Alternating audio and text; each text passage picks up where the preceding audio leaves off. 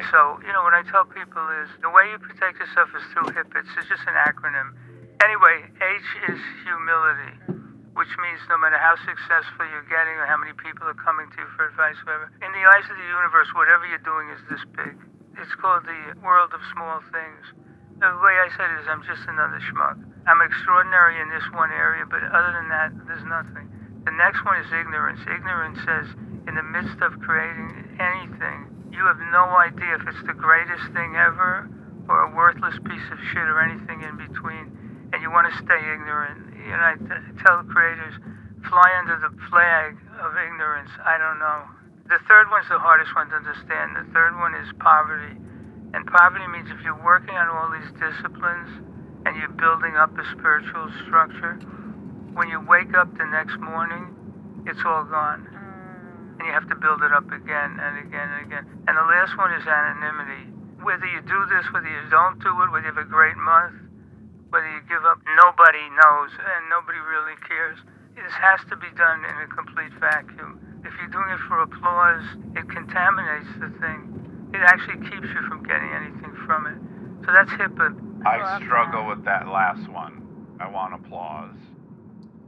So here lately, I've been trying to get inspiration and thoughts and ideas from people that are not photographers. And one of them specifically is a guy, a therapist by the name of Stutz. And you may have heard me talk about him in my last video. Jonah Hill directed a documentary on him called Stutz. I highly recommend it, but in this video, I'm going to dive a little bit deeper into some thoughts and ideas that helped improve my photography. Faith can't be proven. It has to be chosen, proactively chosen for no reason. As soon as you have a reason or you want some proof of why you should have faith or that there's going to be a good outcome, then it's not faith.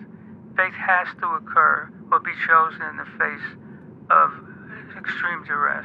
That's like the crucible in which faith is. But once you have that, then you can take action. Not because you're sure that the action will succeed. It's not for that reason. It's that you've developed faith, so if it doesn't succeed, you have the power or the strength to keep on going. And then at the top of the thing, you have confidence. People think it's become confident first and then take action. That's wrong. So the best way to build up confidence is to act. It's counterintuitive. And you keep doing it and doing it and doing it. And confidence comes just from working the cycle, not from any result.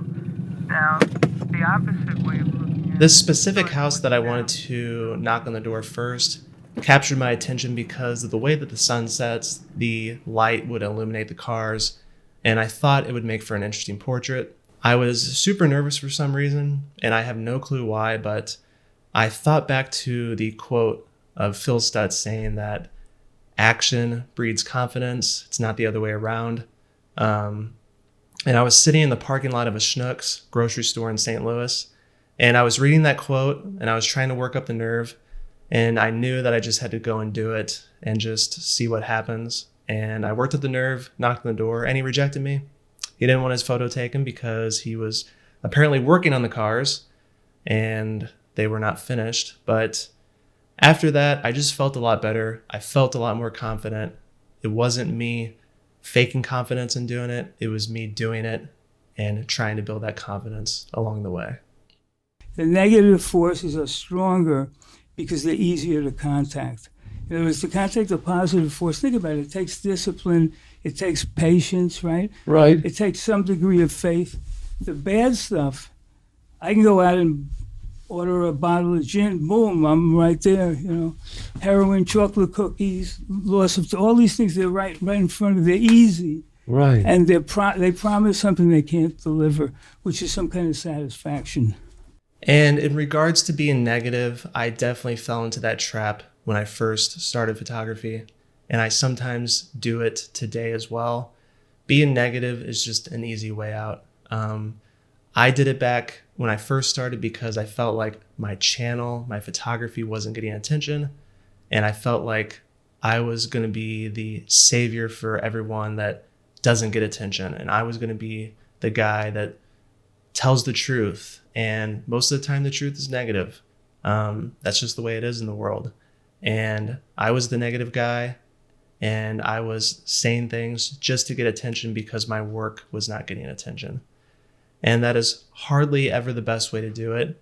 And the more that you do it, you're breeding the negativity in your life, and it's just going to snowball into different aspects of your life, and it's just going to lead to being a worse off individual as well as a photographer. So if you feel like you're falling down that trap, my advice is to just focus on you, focus on your work, and just try to be positive about things. There's enough bad shit going on in the world that we don't need another photographer or another creative being negative for attention and trying to get engagement and likes in a negative way. I was actually able to get out one day to try and make some work for Articles of Virtue because it had been super cold and in the negatives, but one day it got up to around 50 or something. So I decided to go out and make some work. There was a truck that I saw that I thought would make for a good photo. And without any hesitation this time, actually, I knocked on the door and Tim opened up. And I knew immediately that Tim was not going to make for a very interesting portrait. He was just a normal looking dude, and there's nothing wrong with that. But as this project goes on, again, I've said this in the past, you can only get so many photos of average looking 30 to 40-year-old white guys. But the truck was cool, and I was hoping that maybe I could get some detail out of it, a close-up of something that would help push the project forward. And I took these two portraits, this full body portrait, him on the tailgate. It's fine, not really a fan of it. I took this headshot, and again, it's fine. I'm not really a fan of it. But when I was looking at the truck, I saw on the back there was this cardinal bird, which I liked, and I thought that I could take a photo of that. And then I walked around the front, and I saw that there was a sticker for a military base that Tim was based at. I can't remember exactly where, but he was in the Navy, and I thought that that would make for an interesting photo. So I took that one, and I actually like this a lot. I love the texture of it. I love the pop of colors in it, and I just like the detail that it has with the Navy, and you can see that the ship that he was on. And then after that, I looked inside the truck, and I saw that the shifter had this baseball on it, and I thought that was pretty interesting.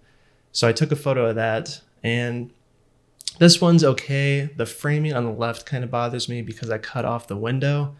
At the time, I was pretty much only paying attention to the rear view mirror to make sure I got that in frame. But if I had to do this again, I would not cut off that window. And a couple details that I like in this is obviously the baseball and the texture of that, but also the little screwdriver or wrench or what, I don't know tools, but whatever that is in the back, acting as a handle is a nice little detail. So that's what I like about these photos. When you knock on a door and you see someone that's pretty basic looking and you don't think they're going to make for an interesting portrait, their truck or their vehicle or where they live might be a lot more interesting and be able to push the project forward. So I got to keep that in my head when I'm going out to take photos. Just kind of go with every opportunity and just see where it takes me. Yeah, you have this beautiful metaphor of being a 9-year-old. You've not been on an airplane, and you go with your father, and it was cloudy, and your dad says, "Don't worry, we're going to break through those clouds, and the sun's shining up above." And you say, "That's not possible. How could the sun be out? I see that there's clouds out." And sure enough, the plane climbs altitude, and by God, the fucking sun is there, and the sun's always there. Yeah. What X and your shadow are trying to do is put clouds over your head. Yes. And you've got to break through.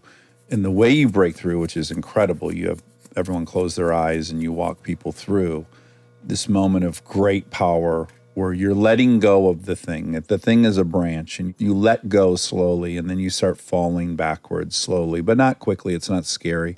And you fall into the sun, and the sun immediately burns your body into nothing. And all that's left of you is this energy that becomes a beam of light. Mm-hmm. And you look around you, and there's nothing but beams of light coming from all the suns in the universe. And you're this huge wad of love, and you're in charge of the love. You are the administrator of the love. It's all yours to control, and you decide to blast it at the person who you have this resentment against. And you have to feel them accept that power. You have to give it to them because you're omnipotent and you're powerful and it won't cost you anything. And why the fuck not? Blast them. And when you feel it go into them, you will break through the cloud and you will see the sunshine. I combine two things. Yeah, didn't you I? combine two. Oh, shit. Oh, man. This is how new things are created. You're like trying to imitate one thing and then you accidentally You know, create you're something kidding new. around, but that's actually happened a number of times where somebody's made a mistake and it turned out great.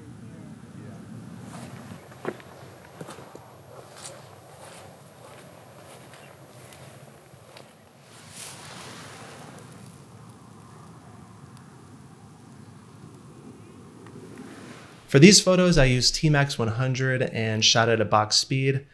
I did expose for the shadows to get a little bit of overexposure.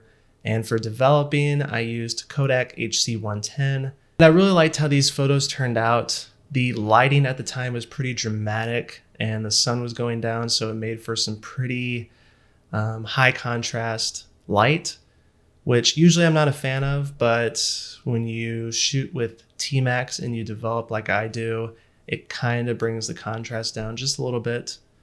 And I was super happy with how this one turned out. Just the detail and the depth that you get with large format is just something that you cannot really replicate. And I stopped down the lens to f/22 just to make sure that I got everything in focus. And it just made this really dramatic light and this pretty interesting photo that I liked a lot. The other ones were just one-off photos that I felt inclined to take at the time. And again, it was just nice to go out, nice to take some pictures and be disciplined in that regard. Just take photos for fun and just see what happens. See, there's two kinds of routes to success.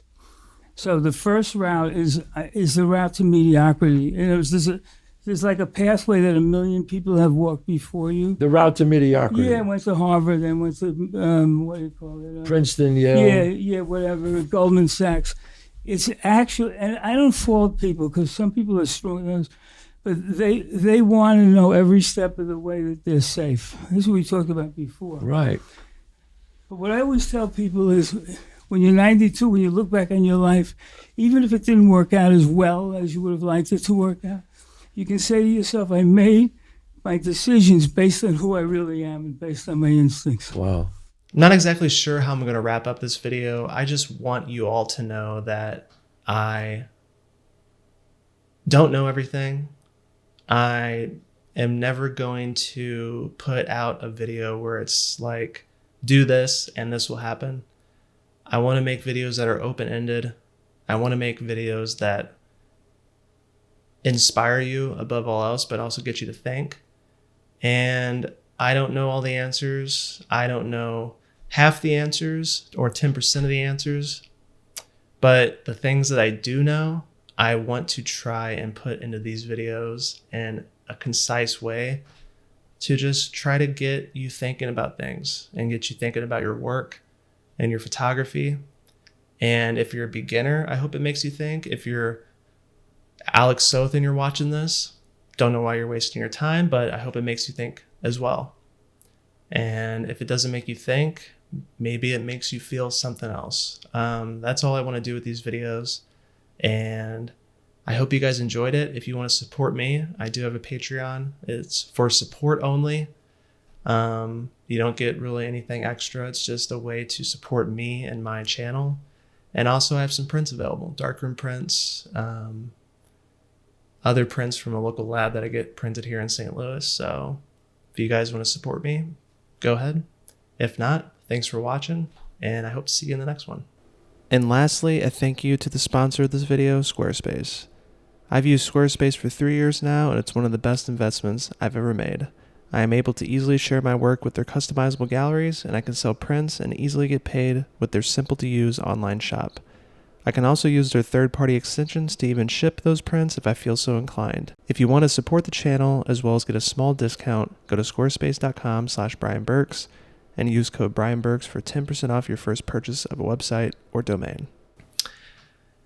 I've been talking for 45 minutes and I don't know if I said anything that resonates with anyone, but I'm going to keep talking because something might come out that's informational for somebody.